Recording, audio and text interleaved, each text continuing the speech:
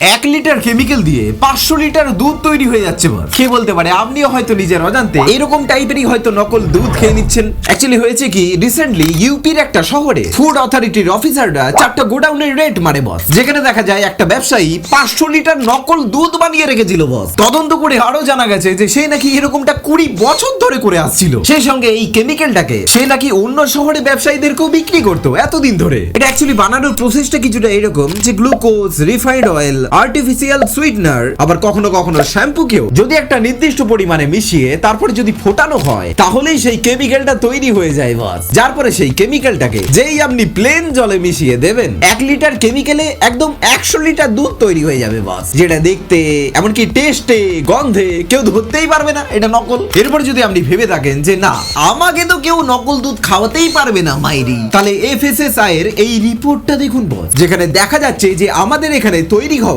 Almost 40% দুধেই ভেজাল মেশানো থাকে বস। আরে খেপা, আমাদের এখানে মার্কেটে পার ডে যত দুধ বিক্রি হয় না, দেশের সমস্ত গরু মোষকে একসাথে মিশিয়ে দিলেও তারা অত দুধ দিতে পারবে না বস। ওইসে গরু কার কার বাড়িতে রয়েছে তারা কমেন্ট বক্সে একটু পিওর দুধ ছুঁড়ে মারুন দেখিনি।